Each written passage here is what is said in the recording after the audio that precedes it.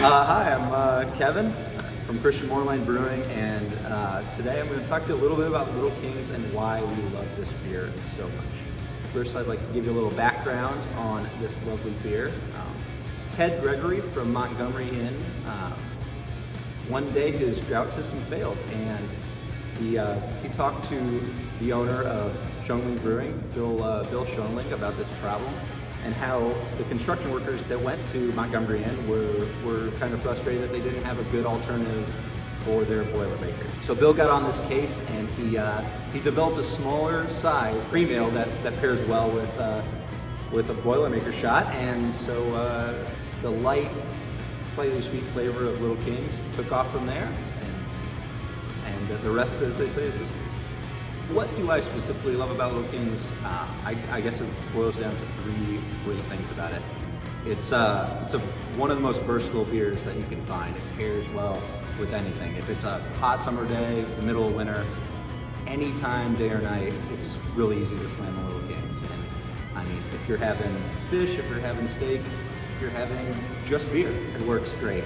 So it's one of those beers where there's not a right time or wrong time for it. Seeing how this is such a crisp and balanced beer, we decided to take a modern twist on some of these new batches. We've got two new Little Kings flavors coming out, hitting the markets, and we're really excited about it. We've got a blood orange Little Kings variant, as well as an agave lime, and we settled on those two variants because we thought that it was complementary to the base beer, but it was also really versatile and refreshing at the same time. One of the other benefits of Little Kings is it's got a nice low-calorie content to it, so you don't really have to have that weight of guilt after pounding a 8-pack of it or a 24-pack. I'm not going to judge.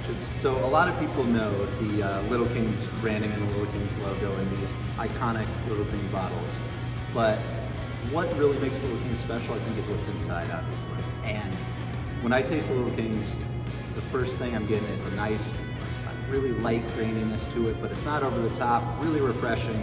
Finish is dry, but kind of makes you want another sip immediately after, and immediately after, and I think that adds a really refreshing quality to the beer that really makes it special. So a lot of people know the iconic branding, the Little Green bottles stick out in the crowd for sure. But what I think makes Little King special is what's inside. And when I taste a Little King, that like slight graininess and just like that beautiful dry finish, it just leaves you wanting more. And I think that's a good trait for a beer like this, and it's definitely one that makes you come back for more. The interesting origin story behind the Little King size started out pairing with bourbon. I think the new variants really work well with a lot of mixed spirits as well. I mean, you could use it as a chaser to, like the blood orange would work really well with vodka, I think, and I think the agave lime and tequila just scream to be put in the same room. And tried it maybe a little too many times, but it's a really great pairing, and especially those two, it's fantastic. Instead of gulping down a thick stout or a really bitter IPA, sometimes it's better to have a little more balance in your life, and I think Little Kings does that perfectly.